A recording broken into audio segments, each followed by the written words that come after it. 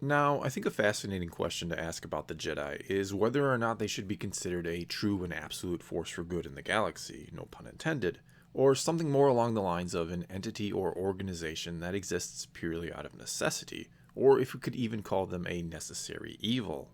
And of course, that need they fill is keeping the Force in balance. And of all the things the sequel trilogy seems to throw into question about the Force and the Jedi, it's one of the very first lines spoken in The Force Awakens by Lor San Tekka that gives us a simple yet perfect explanation for why the Jedi exist. And that is when he says, "Without the Jedi, there can be no balance." And take note of the fact that he doesn't say something along the lines of, "Without the Jedi, there can be no peace and prosperity in the galaxy." And that's because that isn't really what the Jedi seek to achieve, per se, but rather it tends to be the end result of fulfilling their real purpose, which again is keeping the Force in balance. And I know you might want to point out that in A New Hope, Obi-Wan tells Luke that the Jedi Knights were the guardians of peace and justice in the Old Republic, before the Dark Times, before the Empire. But the irony in this line is it was the Jedi's service to the Republic, and not the Force itself, that led to those dark times and almost their own extinction. So why does Obi-Wan say this to Luke then? Well, the most logical explanation is the behind-the-scenes one, if you will. That being that this was the first Star Wars movie and George Lucas hadn't fully fleshed out the whole story yet. But what's now great about this whole scene of Obi-Wan telling Luke about the Force and his father, now after the prequels have come out, is that so many things Obi-Wan says here have a much greater meaning now. Because what Obi-Wan said was indeed true. The Jedi were the guardians of peace and justice in the Old Republic. He just omitted the fact that that's what led to their demise. Now, why would he do that? Why would he lie? Well, considering he also lied to Luke about his father, from a certain point of view, I think it's safe to say Obi-Wan said what he did about the Jedi and Luke's father to help spur Luke to action. In other words, he did what he must, which is a line we hear Obi-Wan utter in Revenge of the Sith before he duels Anakin, and one that encapsulates the life of a Jedi perfectly, because they always do what they must, or what the Force wills them to do, which is the exact opposite of the Sith, who always do what they desire. Furthermore, my favorite part of this whole scene is what Obi-Wan says at the end of it, after Luke initially rejects the call to action. "You must do what you feel is right, of course," is what Obi-Wan says. And why this is so perfect is because this is where the Jedi failed, by doing what they felt is right. And it can now, after the prequels, almost be interpreted as Obi-Wan lamenting that fact. Yet another reason why I enjoy this scene even more in hindsight, more again after the prequels, is it shows just how unscrupulous a Jedi can be in order to do what they feel they must. Sure, Obi-Wan would later try to use the "from a certain point of view" excuse for what he said here and essentially the lies he told. But when we really think about it, what Obi-Wan was trying to do here is to recruit Luke to eventually go against and stop both Darth Vader and Darth Sidious, arguably the two most powerful Sith ever. And though sure, you don't want that to be your opener when you're trying to recruit somebody, Obi-Wan still seemed to have no qualms about getting Luke involved in something that would likely see him fail and be killed, or turn to the dark side. Then again, at least Luke was given some kind of a choice here. The same can't be said for most Jedi who were taken at a very young age and indoctrinated into a way of life that meant absolute servitude to the Force. And although there are several practices of the Jedi that can be seen as morally wrong or necessary evils, the one I'm going to focus on for the rest of this video is why they took children well before they were old enough to make such monumental life-changing decisions and molded them into Jedi, and how such a practice can even be justified. And right off the bat here, it needs to be made clear that, as cool as it sounds to be a Jedi, and as much as you might think you'd want to be one, it's a life very, very few people would ever choose, and far fewer would ever succeed at. As Qui-Gon Jinn tells Anakin in The Phantom Menace, it's a hard life. And I believe even that's a gross understatement, because when you really think about it, it's almost an impossible life to lead.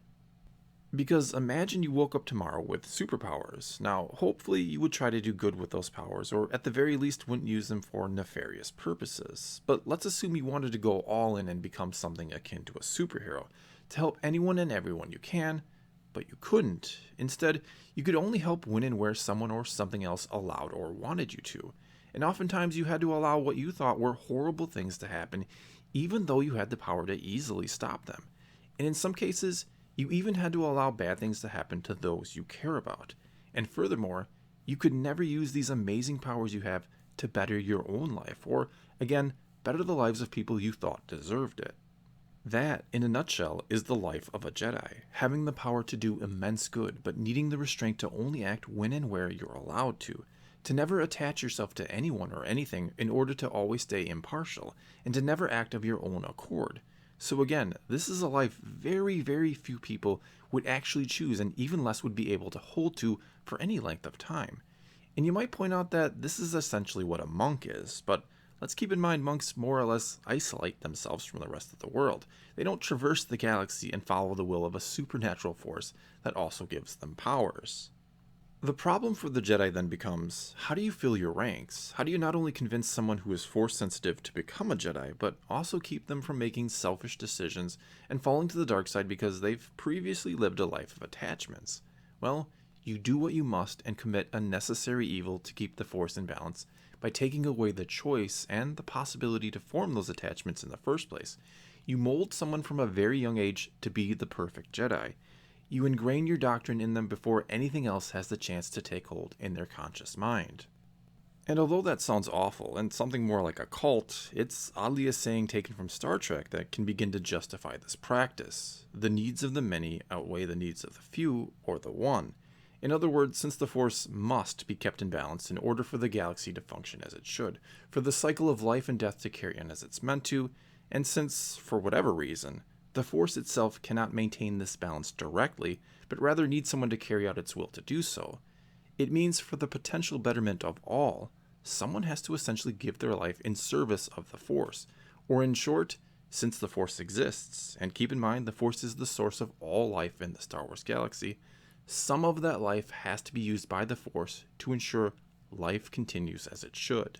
And although it seems completely random who becomes Force sensitive or not, a case could be made it's not random at all, that the Force chooses certain individuals to be Force sensitive so they can carry out its will.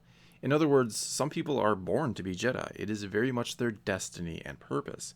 We even have Qui-Gon Jinn talking about how nothing happens by chance, and Obi-Wan saying in A New Hope that, in my experience, there's no such thing as luck. And both these lines could be interpreted to mean that anyone who is Force sensitive was given these abilities for a reason, and all the Jedi are doing when they find and take these children are helping them fulfill their destiny. The issue with this idea, however, is how did the Sith ever come about or keep going? In other words, why was someone like Palpatine, who is quite obviously strong with the Force, created by the Force in the first place if he wasn't going to be found by the Jedi? Or was he meant to be found by the Jedi and was discovered by Plagueis first? It seems like the most logical and obvious answer here, that the Sith, who have no regard at all for the will of the Force, but instead only their own will, are individuals that were meant to be Jedi but got discovered somehow by the Sith first, or somehow slipped by the Jedi for some reason or another. The real interesting question is if certain individuals are actually created by the Force to be Sith because they can also be used to serve a purpose, but that is a discussion for a whole other video. Another thing to keep in mind here is that the Jedi do not force people to stay in the Order. They are allowed to walk away if they so choose. And you may say, that's great and all, but they've still been robbed of their childhood and who knows how many other years of their life. But at least they've learned the ways of the Jedi and will carry with them the knowledge of what their actions can lead to if they become overly selfish or self-centered. In other words, since they're armed with knowledge about the Force and how it works, they hopefully will not lose their way at some point and fall to the dark side. I also think there is some evidence to support that the Jedi maybe give Padawans a test to see if a life of a Jedi is even what they want. I mean, I don't know about you, but I've always found it a bit odd that in Attack of the Clones, Anakin was sent off with Senator Amidala alone. Now, you could see this as one of many ways. First of all, it could just be George Lucas trying to get these two alone together so that they could fall for each other. Or maybe it's the Jedi having absolute faith in Anakin and his devotion to the Order, so much so that they didn't think twice about sending a still very much human teenage boy away alone with a beautiful young woman.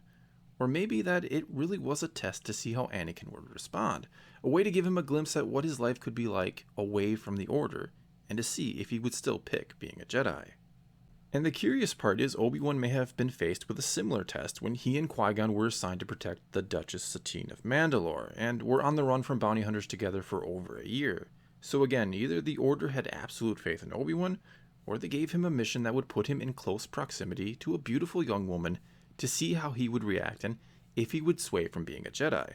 The ironic part in both cases is that they chose the girl over their duty, because Obi-Wan confesses to Satine that he would have left the Order for her, and well, we of course all know how the story of Anakin and Padme played out. And both these cases are great examples, again, that highlight just how hard the life of a Jedi truly must be, and why they have to indoctrinate them early. In closing here, Star Wars has always been viewed by many as simply the battle of good versus evil, and plenty of fans out there have always wanted or would like to see it become something a bit grayer or more morally ambiguous. But even though on the surface it is clearly about good versus evil, right versus wrong, and selfishness versus selflessness, if you scratch the surface a bit, you begin to see it's not that simple at all. The prequels especially very much call into question the practices of the Jedi, and make us ask if they are truly good, or something more akin to a necessary evil. Even Palpatine points out that good is a point of view, and not only is he right, but it's much more complicated than that even. Well, that's all I've got for you this time. Now it's your turn to tell me what you think. Are the Jedi just good, or a necessary evil in a galaxy where something like the Force exists? Let me know in the comments below, and let's talk some Star Wars. And until next time, thanks for watching.